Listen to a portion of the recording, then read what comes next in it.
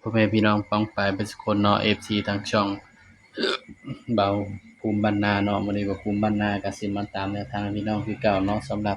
ลาวพัฒนาเนาะครับเนาะของวันที่27ตุลาคม68เด้อพี่น้องเด้อก็มาเบิ่งผลมันออกนำกันเนาะพี่น้องเนาะสำหรับข้างบนเนาะ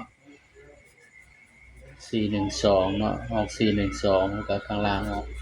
24เข้าตรงๆเนาะพี่น้องเนาะ24ตรงๆแบบบ่ต้องกลับเนาะครับเนาะ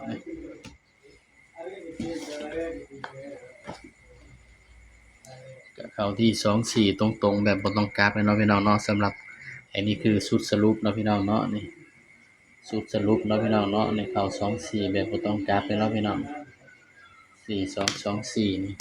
ไปเป็นสายรูดก็คงสิปังบนปังล่างเนาะพี่น้องเนาะนี่เพราะมันมาคู่กันเนาะนี่สำหรับสายรูดเนาะพี่น้องเนาะนี่สำหรับตัวเด่นนี่เข้ามาคู่กันเนาะพี่น้อง24บ่ต้องกลับเนาะครับเนาะก็ดีใจกับคนที่ได้เนาะพี่น้องเนาะเพราะฉะนั้นก็ไปกันต่อเนาะพี่น้องเนาะของงวดวันที่29เด้อพี่น้องเด้อวันงวดวันที่29เนาะนี่คือชุดสรุปนะครับเนาะมาเบิ่งชุดเต็ม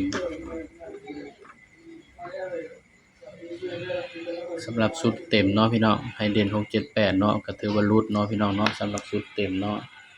ชุดเต็มบ่มาเด้อพี่น้องนี่รุดเนาะครับเนาะชุดเต็มบ่เข้าเนาะนี่ก็ไปกันต่อเนาะงวดวันที่29บัดนี้พี่น้องสำหรับลาวพัฒนาเนาะก็ เอาสูตรเต็มไปก่อนเนาะพี่น้องเนาะเดี๋ยวสูตรสรุปจังพ้อกันคลิปหน้าเนาะเอาสูตรเต็มไปก่อนเด้อครับเด้อนี่68เนาะปากกาเบาเบิดแล้ว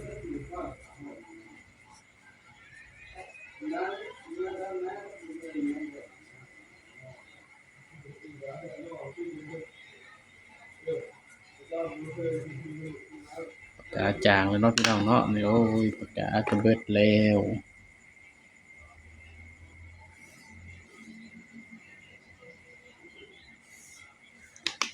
นี่ก็คือสูตรเต็มเด้อพี่น้องเด้อนี่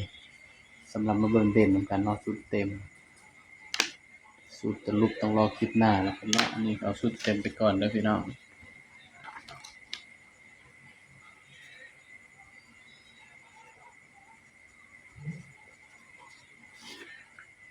สำหรับสูตรเต็มเนาะให้เด่นไปที่89เนาะ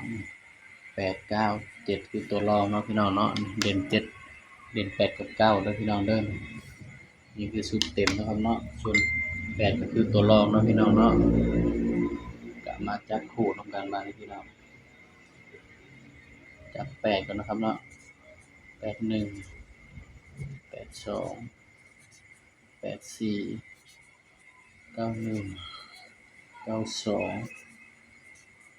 94 7บัดนี้พี่น้อง7คือตัวรองเนาะพี่น้องเนาะ71 72 74สำหรับตัวเด่นเนาะบางให้เด่นไปที่8กับ9เด้อพี่น้องเด้ออันนี้คือชุดเต็มนะครับเนาะในชุดสรุปเดี๋ยวมาพ้อกันคลิปหน้าเนาะพี่น้อง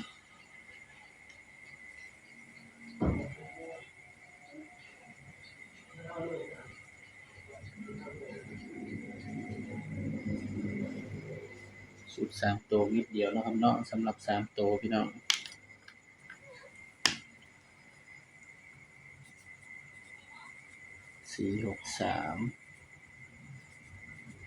192สำหรับคลิปนี้ก็ฝากเพียงสำนี้เนาะพี่น้องเนาะอย่าลืมกดไลค์กดแชร์กดติดตามช่องเบาภูมิบ้านนาเลยเด้อพี่น้องเด้อสำหรับคลิปนี้ก็สวัสดีครับ